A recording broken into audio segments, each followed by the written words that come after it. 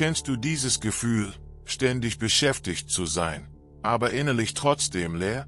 Der Alltag läuft weiter, die Tage vergehen, das Handy hört nie auf zu vibrieren, und irgendwann merkt man, dass man zwar funktioniert, aber kaum noch wirklich lebt. Genau darüber sprach Goethe vor über 200 Jahren, als er sagte, wer nicht jeden Tag etwas für seine Freiheit tut, hat sie nicht verdient. Diese Worte wirken heute vielleicht stärker als jemals zuvor. Denn viele Menschen glauben, Freiheit bedeutet Geld, Freizeit oder Unabhängigkeit. Aber Goethe meinte etwas viel Tieferes. Er sprach von innerer Freiheit, von der Fähigkeit, Herr über die eigene Seele zu bleiben, selbst in einer lauten und hektischen Welt. Denn die Wahrheit ist, viele Menschen leben heute wie Gefangene, ohne es zu merken. Gefangen in Erwartungen, gefangen im ständigen Vergleichen, gefangen im Druck, erfolgreich wirken zu müssen, gefangen in einem Leben, das von außen vielleicht gut aussieht, sich innen aber leer anfühlt. Goethe verstand den Menschen auf eine außergewöhnliche Weise. Er wusste, dass die größten Kämpfe nicht im Außen stattfinden, sondern im Inneren. Der moderne Mensch rennt von Aufgabe zu Aufgabe, von Termin zu Termin, von Bildschirm zu Bildschirm und verliert dabei langsam die Verbindung zu sich selbst. Stell dir einen gewöhnlichen Morgen in Deutschland vor. Der Wecker klingelt zu früh. Draußen ist es dunkel. Man fährt mit der Bahn zur Arbeit, umgeben von müden Gesichtern und stillen Gedanken. Jeder schaut auf sein Handy. Jeder scheint beschäftigt. Aber nur wenige wirken wirklich zufrieden. Und genau hier beginnt die Bedeutung von Goethes Worten. Freiheit entsteht nicht plötzlich. Sie entsteht in kleinen täglichen Entscheidungen. In den Momenten, in denen man bewusst entscheidet, nicht jedem Druck nachzugeben. Nicht jede Meinung persönlich zu nehmen. Nicht ständig erreichbar sein zu müssen. Nicht alles mitmachen zu müssen, nur weil andere es erwarten. Goethe glaubte, dass der Mensch sich jeden Tag selbst formt. Durch Gedanken, durch Gewohnheiten, durch Disziplin und vor allem durch Bewusstsein. Viele Menschen warten darauf, dass sich ihr Leben verändert. Aber Goethe hätte wahrscheinlich gesagt, das Leben verändert sich erst, wenn du dich selbst veränderst. Und genau das fällt den meisten so schwer. Denn es ist einfacher, sich abzulenken, als sich selbst zu begegnen. Es ist einfacher, stundenlang durch soziale Medien zu scrollen, als für 10 Minuten still mit den eigenen Gedanken zu sitzen.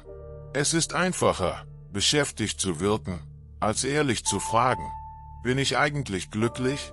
Die moderne Welt belohnt Geschwindigkeit.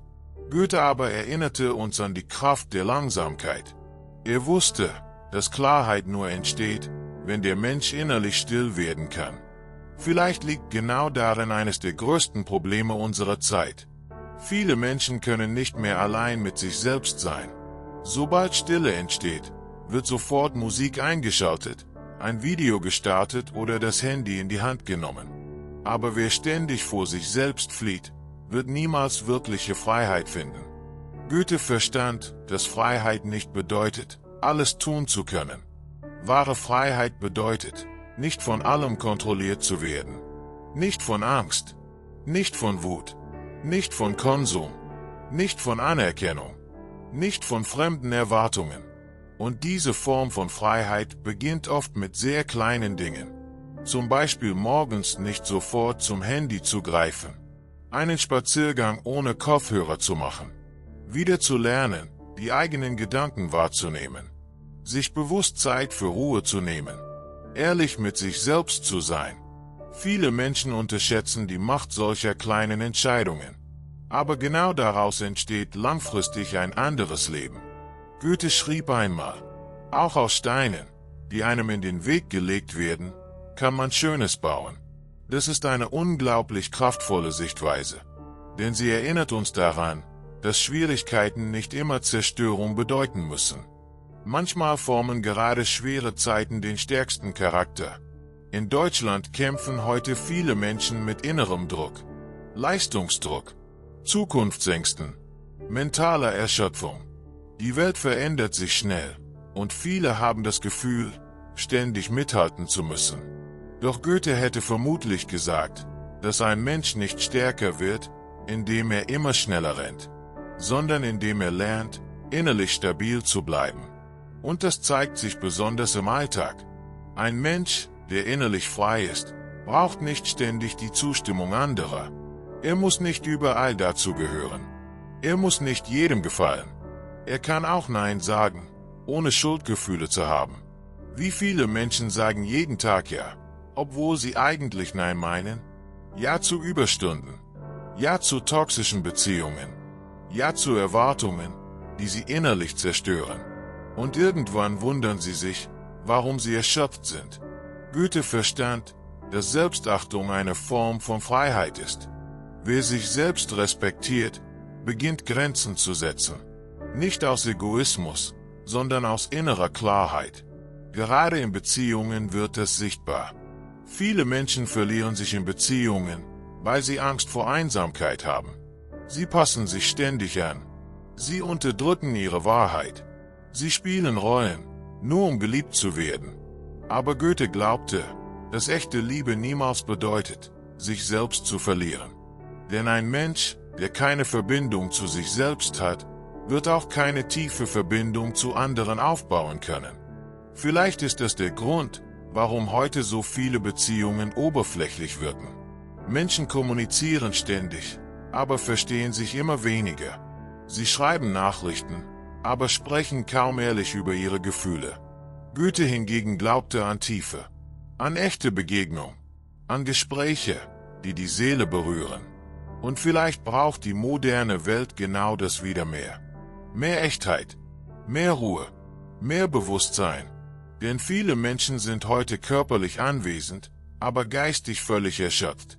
Goethe würde uns wahrscheinlich daran erinnern, dass das Leben nicht nur aus Arbeit und Leistung besteht. Natürlich ist Disziplin wichtig. Natürlich braucht ein Mensch Ziele. Aber ohne inneres Gleichgewicht verliert selbst der Erfolg seinen Wert. Wie viele Menschen arbeiten jahrelang für ein Leben, das sie später vielleicht gar nicht genießen können?